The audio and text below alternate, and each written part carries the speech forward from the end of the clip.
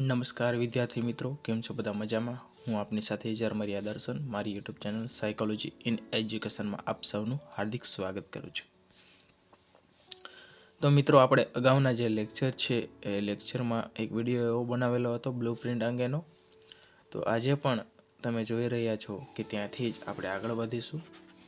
એ પછી આપણે ધોરણ 12 આર્ટ્સ બરોબર મનોવિજ્ઞાનમાં ખાસ કરીને બોર્ડની પરીક્ષામાં પૂછાતા જે કંઈ પ્રશ્નો છે એ પ્રશ્નોની આજે આપણે ચર્ચા કરીશું. તેમજ આપણે કહેવું હોય તો 100% છે તે આમાંથી પ્રશ્નો છે તે પૂછાશે.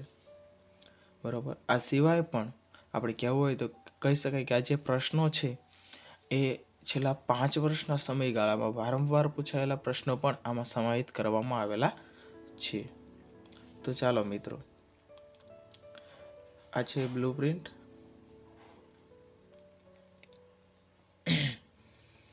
બ્લુ પ્રિન્ટ વિશે આપણે ચર્ચા કરી નાખી. પછી આપણે વિભાગ સી ના જે પ્રશ્નો હોય એની આપણે ચર્ચા કરીશું. વિભાગ સી, નીચેના પ્રશ્નોના 2-4 વાક્યોમાં ઉત્તર આપો. પહેલો પ્રશ્ન છે ધ્યાન વિચલન એટલે શું? બરોબર. જે આ ફૂદડી કરેલા છે, બરોબર, આ જે ફૂદડી કરેલા છે એ પ્રશ્નો છે મોસ્ટ આઈએમપી છે અને પરીક્ષામાં વારંવાર પૂછાતા પ્રશ્નો છે. ત્યાર પછી બીજો પ્રશ્ન છે ચિત્રકારો અને નાટ્ય નિર્દેશકો દૂરના અંતર માટે કયા સંકેતોનો ઉપયોગ કરે છે? ત્યાર પછી ત્રીજો, શિક્ષણની તરાહો જણાવો. બરોબર, જે અલગ અલગ તરાહો છે તે શિક્ષણની. થોર્નડાઈકે આપેલો, પાવલોએ આપેલો, સ્કિનરે આપેલો, કોહલરે આપેલા જે શૈક્ષણિક જે પ્રયોગો એના વિશેની વાત કરી. બુદ્ધિનો શાબ્દિક અર્થ જણાવો. 4 નંબર. 5 નંબર ઉપર આપણે જોઈશું તો બી કુપુસ્વામીની જે મનોવલણની વ્યાખ્યા છે તે જણાવો. ત્યાર પછી મનોવલણ પરિવર્તનની રીતો જણાવો. 6 નંબર. 7 નંબર, WHO એ આપેલ માનસિક સ્વાસ્થ્યની વ્યાખ્યા આપો. 8 નંબર, ખુલ્લી જગ્યાનો ભય એટલે શું? બરોબર. ત્યાર પછી 9 નંબર, સલાહથી અને સલાહકારનો અર્થ આપો. ત્યાર પછી 10 નંબર છે ધ્યાનનો અર્થ સ્પષ્ટ કરો. 11 નંબર, ગંદકી કેવી રીતે ફેલાય છે તે સમજાવો. ત્યાર પછી 12 નંબર છે સંસ્થાની વ્યાખ્યા જણાવો. 13 નંબર, ધ્યાનના વસ્તુલક્ષી ઘટકો જણાવો. બરોબર, આ ખાલી જણાવવાનું કીધું છે. આ સિવાય પણ મોટા પ્રશ્નમાં છે સવિસ્તાર સમજાવો એ મુજબ પણ પૂછી શકે છે. 14 નંબરની વાત કરીએ તો કે ગૃહ ઉદ્યોગ દ્વારા કઈ કઈ ચીજો તૈયાર થાય છે? સોરી, આ પ્રશ્ન છે તે આપણે કેન્સલ કરીશું. આ જે પ્રશ્ન છે તે આપણે કેન્સલ કરીશું. જ મિનિટ.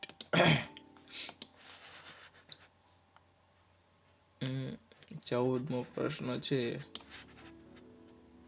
તે આપણે કેન્સલ કરીશું. બરોબર.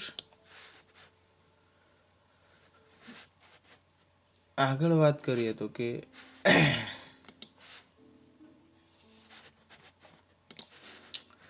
15મો પ્રશ્ન છે તો કે ધ્યાનના કોઈ પણ 4 લક્ષણો જણાવો.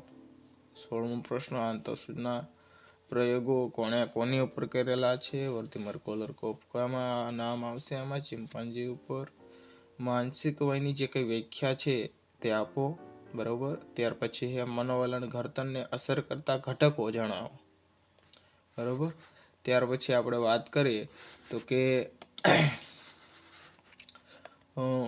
પૂર્વગ્રહો વિષચક્ર જન્માવે છે સમજાવો ટૂંકમાં. ત્યાર પછી હતાશાની વ્યાખ્યા ફ્રસ્ટ્રેશનની ડેફિનેશન કીધેલું છે અહીંયા.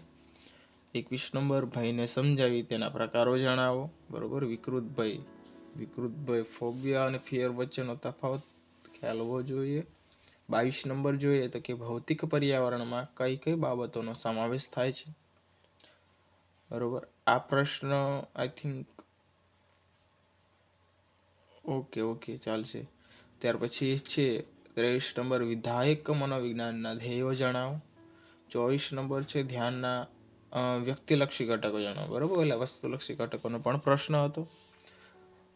ત્યાર પછી આપણે વાત કરીએ 25 નંબર છે ધ્યાનનો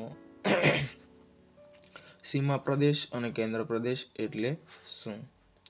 ત્યાર પછી આપણે વાત કરીએ તો કે વિધાયક પ્રબલન એટલે શું અને ઉદાહરણ સહિત સમજાવો. 26 નંબર. ત્યાર પછી 27 નંબરની વાત કરીએ તો કે બુદ્ધિઆંકનું સૂત્ર ઉદાહરણ સહિત સમજાવો. બરોબર. ત્યાર પછી રેપ્યુટિક પ્રક્રિયા એટલે શું? ચેતાકોષની જે પ્રક્રિયા છે, બરોબર, જે સંદેશાવાહકની પ્રક્રિયા છે એને સમજાવવાની રહેશે. ઉપરી અહમની સમજૂતી આપો. તત અહમ ઉપરી અહમ, બરોબર. ઈડીગો સુપર ઈગોની અહીંયા વાત કરેલી, એમાંથી ઉપરી અહમ. યોગના 8 અંગોના નામ લખો. યમ, નિયમ, આસન, પ્રાણાયામ, પ્રત્યાહાર, ધારણા, ધ્યાન ને સમાધિ. લેવિનનો જે જીવન અવકાશનો ખ્યાલ છે, બરોબર, કટ લેવિનની વાત કરે છે. આપણે PEE ની વાત કરેલી છે, બરોબર. વિજ્ઞાનની અસરકારકતા માટે કયા પરિબળો નિર્ણાયક છે?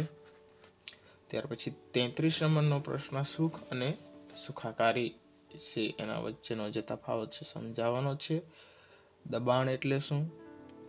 ત્યાર પછી શિક્ષણની વ્યાખ્યા જણાવો, જે ખાસ કરીને સિટી મોર્ગન આપેલી મહાવરાની, બરોબર, અને પુનરાવર્તન એવા શબ્દો છે એમાં. સંવેદનના પ્રકારો જણાવો, બરોબર, આ પણ તમને આવડે.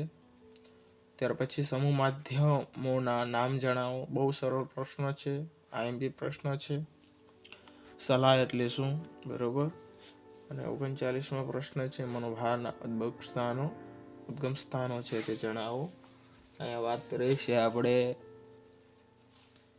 જે સંઘર્ષ છે, બરોબર, દબાણ છે, પરિવર્તન છે, આ જે છે ઉદ્ગમ સ્થાનો છે એમાં સમાવેશ થશે. ત્યાર પછી આપણે વાત કરીએ છેલ્લો પ્રશ્ન વિભાગ C માં 40 નંબર સંઘર્ષના પ્રકારો જણાવો. ત્યાર પછી આપણે વિભાગ D ની વાત કરીએ. નીચેના પ્રશ્નોના ટૂંક નોંધ સ્વરૂપે આપણે જવાબ છે લખવાના રહેશે, બરોબર. પહેલો પ્રશ્ન છે શ્રવણ સંવેદન સમજાવો, બરોબર.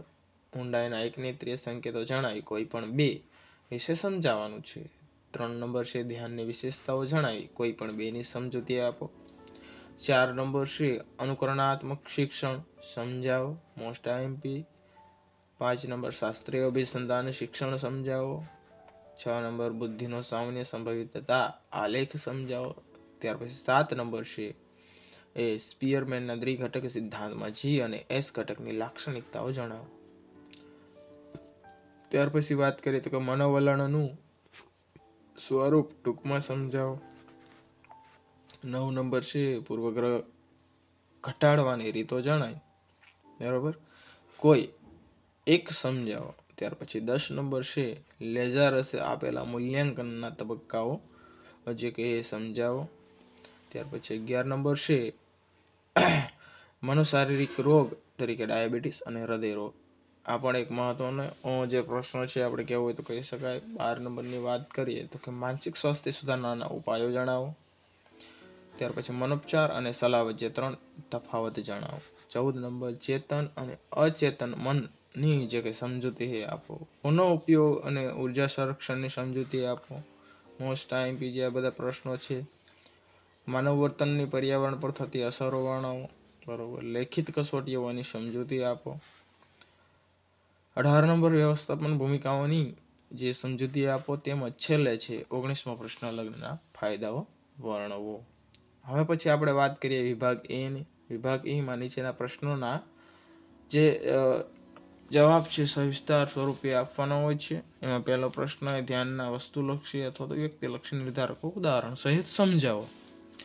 બીજો નંબર પ્રત્યક્ષીકરણના સંગઠનના નિયમો સમજાવો. 3 નંબર દ્રષ્ટિ સંવેદનની વિગતે સમજૂતી આપો. 4 નંબર થોર્નડાઇકે કરેલા પ્રયોગની ફલશ્રુતિ સમજાવો. મોસ્ટ IMP છે. ત્યાર પછી 5 નંબર સ્કિનરની સમસ્યા પેટીની રચના અને તેની જે પ્રયોગ યોજના એ સમજાવો. 6 નંબર છે કોહલરે ચિમ્પાન્જી પર કરેલા પ્રયોગો જણાવી ખોખાવાળો પ્રયોગ છે વર્ણવો. IMP છે. 7 નંબર ગાર્ડનરનો બહુવિધ બુદ્ધિનો સિદ્ધાંત સમજાવો. અને 8 નંબરની વાત કરીએ તો કે પ્રતિભા સંપન્નતાના લક્ષણો જણાવી, બરોબર. એના લક્ષણો એ ખાલી જણાવવાના છે. લગભગ તમે 10 થી 12 લક્ષણો જણાવો એટલે ઇનફ છે. ત્યાર પછી 9 નંબર છે ગ્રીન હાઉસની જે ઇફેક્ટ અસર છે એના વિશે ચર્ચા કરવાની છે વિગતે. એટલે આપણે વાત કરતા હતા 10 નંબર પર્યાવરણને બચાવવાના વાર્તનિક ઉપાયો સમજાવો. આ સાથે જ અહીંયા જે મહત્ત્વની અને કેવા પરીક્ષામાં પૂછાય એ મુદ્દાને સંલગ્ન છે વ્યાખ્યાઓ તમારે કરવાની રહેશે. બરાબર, તમે આ જો પ્રશ્નો બધા કરી લો તો 100% આપણે કહેવું હોય તો કહી શકાય 100% તૈયારી તમારી થઈ જાય.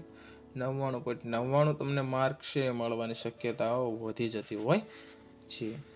જો મિત્રો કોઈને આપણે આ PDF ફાઇલ જોઈતી હોય તો આપણે અહીંયા આપણો કોન્ટેક નંબર આપેલ છે. બરાબર, તમે કોન્ટેક નંબર ઉપર હાય કરી અને તમે છે આ PDF મેળવી શકો છો. આ સાથે જ મિત્રો તમને જો આ વિડીયો ગમ્યો હોય તો લાઈક, શેર અને સબસ્ક્રાઈબ કરવા વિનંતી. Thank you. આપ સૌનો ખૂબ ખૂબ આભાર આ વિડીયો નિહાળવા બદલ.